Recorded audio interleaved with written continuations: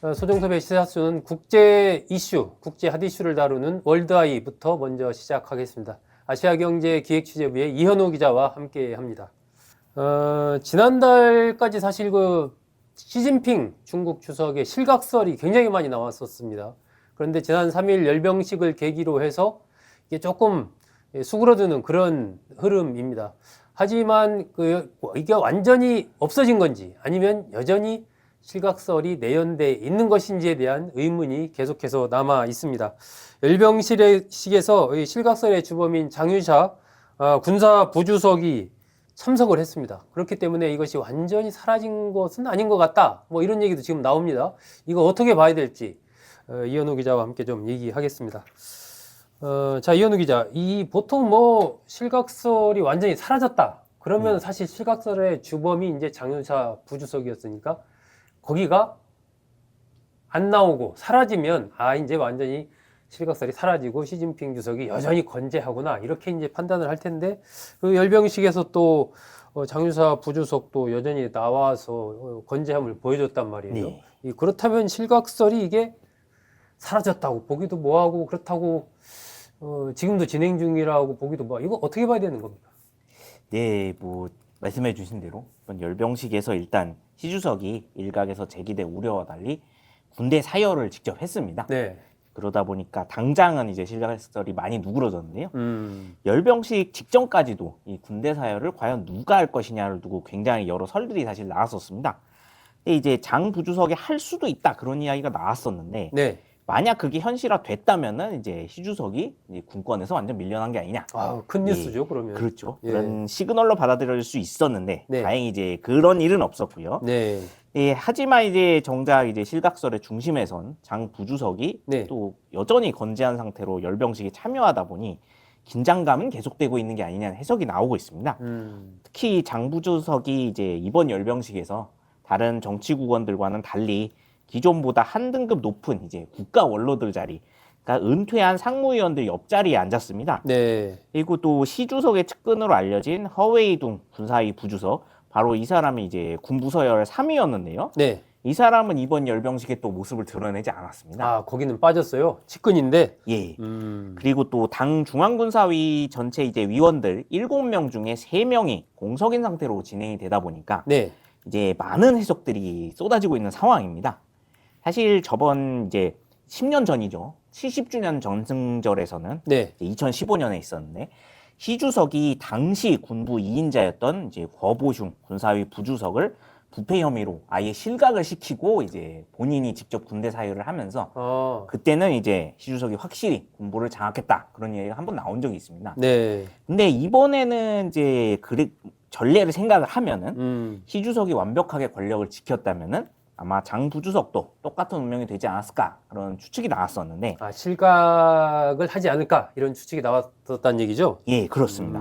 근데 이제 건재함을 보여주다 보니까 네. 이렇게 되면은 권력 투쟁이 여전히 현재 진행형이 아니냐는 이야기가 나오고 있고요. 네. 그리고 또 중국 군부뿐만 아니라 이제 공안, 무장 경찰 등 이제 이쪽 공안 고위직에서도 시 주석과 가까운 측근들이 좀 배제가 되고 있는 모습들이 관측이 되고 있다고 합니다. 네. 군부, 지자체에 의해서 이제 중국의 경찰 조직들까지 점점 시 주석의 측근 인사들이 좀 밀려나는 모습이 보여지면서 결국에는 시 주석이 당장의 권력 유지에는 성공을 했지만 네. 여전히 좀 불안한 상태가 아닌가 이런 해석들이 나오고 있습니다. 그렇군요.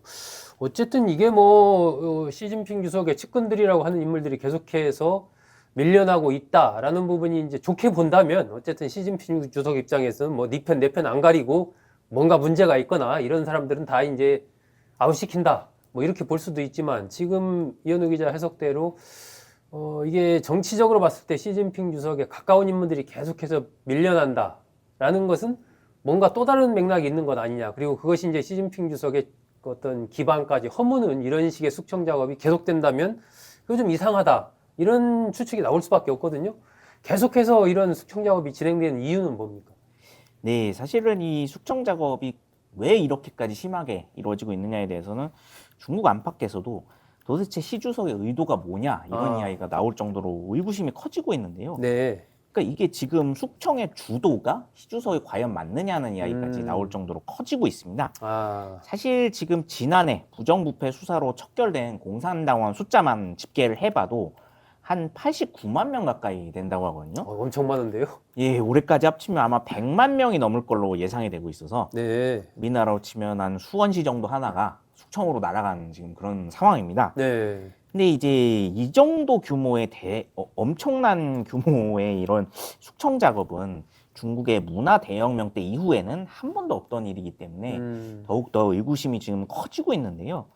시 주석의 실각설, 권력 이상설이 끊이지 않는 이유도 사실은 뭐 장 부주석과의 경쟁 문제도 있지만 이 숙청 작업 문제 때문이라고 알려져 있습니다. 네. 이제 일반적으로 아무리 독재 국가의 숙청 작업이 진행이 된다고 해도 독재자의 권력 기반까지 해치면서 이렇게 진행된 경우는 매우 드물기 때문에 네. 근데 지금은 내 측근, 내 편, 네 편 이런 게 없이 이제 무조건 이제 뭐 부정부패가 발견이 되거나 뭐 문제가 발생하면 바로 숙청이 되는 그런 상황이기 때문에 자기 측근, 뭐 다른 계파 측근 할 거 없이 이렇게 지금 계속 하다 보면은 네. 결국에는 이제 예전에 소련의 스탈린 서기장처럼 이제 본인이 이제 측근들까지 못 믿어서 이제 약간 편집증적인 증세로 이제 서로 측근들을 경쟁시키고 고발하는 체제로 가는 게 아니냐 이런 우려까지 나오고 있는데요. 이제 그렇게 되면 아무리 1인 독재 체제의 구축에는 유리할 수도 있어도 중장기적으로는 자신의 세력이 이제 완전히 무너질 가능성도 있기 때문에 그리고 또 지금 중국 계파들 입장에서는 이렇게 계속 진행이 되면 반 시진핑 연대가 완성될 수 있다 그런 우려도 나오고 있습니다. 그래서 이런 행보는 좀 위험하지 않느냐는 지적도 나오고 있습니다. 워낙 숙청의 규모나 대상이 넓고 광범위하다 보니까 결국 이것이 집권 기반을 허무는 그런 쪽으로 갈 가능성, 또 반 시진핑 연대가 현실화할 가능성 이런 얘기들이 자꾸 죽지 않고 계속 나오는 거군요. 예, 그렇습니다. 그런데 어쨌든 시진핑 주석 3년임 해서 뭐 전에도 뭐 시황제다 막 이런 얘기도 있었잖아요. 네. 그런데 이제 4연임 여부가 올해 가을에 결정이 되잖아요. 예, 그렇습니다. 이게 그렇다면 지금 이현우 기자 설명대로라면 4연임 여부가 상당히 좀 불투명한 것 아닌가 이렇게 추측할 수도 있을 것 같은데요. 네, 그걸로 인해서 지금 이제 10월에 열리는 중국의 4중전회, 네. 즉 공산당 중앙위원회 4차 전원회의 여기에 이제 관심들이 지금 굉장히 쏠려 있는데요. 네. 사실 이제 얼마 남지도 않은 상황입니다. 일단 중앙군사위에서 숙청당에서 지금 날아간 사람들이 워낙 많은 상황이라 여기서 과연 결론을 낼 수 있을지도 사실 예측이 어려울 상황이라고 합니다. 아까 말씀드렸듯이 시 주석 최측근 인사들 중에서도 지금 공석이 많은 상태다 보니까 네. 과연 여기서 발언권을 크게 가질 수 있느냐 그런 우려도 나오고 있고요. 이게 이제 4연임으로 가닥이 잡힐지 아니면은 역으로 후계 구도가 나올지 여부가 관심사인데 네. 만약에 4연임이 확정이 된다면 후계자 얘기는 아예 안 나올 걸로 예상이 되고 있고요. 네. 반대로 뭐 후계 구도와 관련된 어떤 언급이라도 나온다면은 아마 이번 3연임 임기가 끝난 이후에는 자연스럽게 교체되는 구도가 나오지 않을까 이런 예상도 나오고 있습니다. 네. 일각에서는 뭐 후계 구도가 나온 이후에는 뭐 바로 실각을 하거나 아니면 여기에 대해서 저항을 하다가 뭐 군사 쿠데타가 나는 거 아니냐 이런 분석까지 나오고 있는데요. 사실은 이 중국 공산당에서 후계 구도를 잡을 때는 굉장히 조심스러운 측면들이 있었기 때문에 이렇게 과격한 형식을 취하진 않을 거라는 관측이 좀 지배적입니다. 네. 또 지금 이제 중국의 대내외적인 환경이 미국 서방과의 대결 구도가 계속 이어지고 있는 상황이고 이번 열병식을 통해서 이제 중국이 아예 반미 연대를 만들자 그렇게 천명을 한 상황이기 때문에 네. 그런 상황에서 이제 현직 지도자가 만약 축출당하는 그런 상황이 벌어지면은 이게 중국의 국익에 이제 아무 도움이 안 된다 그런 이제 결론이 나오기 때문에 그래서 만약에 시 주석이 이제 앞으로 권력 교체기로 접어든다고 하더라도 자연스럽게 권력 교체가 이루어지는 것처럼 보이려고 하지 않을까 이런 지금 전망들이 나오고 있습니다. 아, 그렇군요. 이게 사실 뭐 10월이면은 얼마 안 남았지 않습니까? 예, 그렇습니다. 10월 거기서 4연임 여부가 결정이 되는 그런 상황이고 현재까지 봤을 때는 권력투쟁 실각설 얘기는 계속 나오지만 시진핑 주석이 후계자에게 물려주는 흐름이 어느 정도 잡혀있다 이렇게 보기에는 지금 또 무리잖아요 상황이. 예, 그렇습니다. 근데 우리나라 입장에서 만약에 이제 사중전회에서 권력 교체가 이루어진다면 상당히 이게 뭐 우리나라뿐만이 아니라 국제적으로 상당한 파장이 일 수 있는 그런 상황 아닙니까? 이거 어떻게 봐야 됩니까? 네, 지금 중국의 권력 교체가 만에 하나라도 이제 네. 약간이라도 언급이 된다면은 국제적으로는 파급력이 굉장히 클 걸로 예상이 되고 있습니다. 일단 차기 지도자 성격에 따라서 이제 많이 달라지겠지만 네. 당장 뭐 대미 협상이나 이제 국제적인 상황이 매우 크게 흔들리게 될 수 있기 때문인데요. 네. 사실 지금 시 주석 체제에서는 이제 대미 관계에 있어서 대만 해협을 둘러싼 군사적 긴장감은 크게 확대된 상황입니다. 예. 근데 아직까지 직접적인 분쟁까지 가진 않은 상황인데요. 근데 다음 지도부가 과연 여기서 더 과격한 인물이 나올지 아니면은 좀 더 유화적인 인물이 나올지에 따라서 이제 변수가 너무 커지기 때문에 네. 이제 가늠 잡기도 지금 어려운 상황이라고 합니다. 만약에 보다 대외 정책에 과격한 지도부가 등장을 해서 시 주석이 중장기 국가 과제로 지금 내놓은 대만과의 통일 문제를 좀 더 땡겨서 실행을 하겠다. 네. 이런 정부가 나온다면은 우리나라뿐만 아니라 뭐 동북아시아, 세계 전체가 아주 큰 위험에 빠질 수도 있을 것으로 우려되고 있습니다.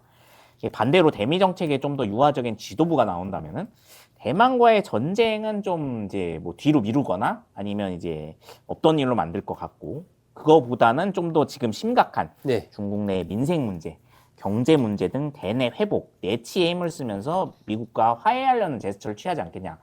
이런 좀 긍정적인 부분이 나올 걸로 기대하고 있는데요. 네. 그래서 만에 하나 이제 10월 사중전회에서 후계 구도가 나온다고 해도 결국에는 그 후계자가 누가 될 거냐.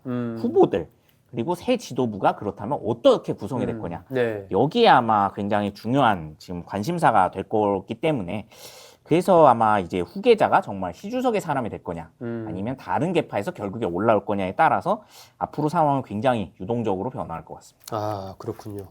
이 시진핑 실각설 이 부분은 뭐 단순한 소문으로만 치부하기에는 또 여러 가지 전개되는 흐름들이 있어서 판단하기에는 쉽지 않은 상황입니다. 일단 10월 달에 사중전의 결과가 굉장히 중요할 것으로 보기 때문에 이 문제를 좀 더 지켜봐야 될 것 같습니다.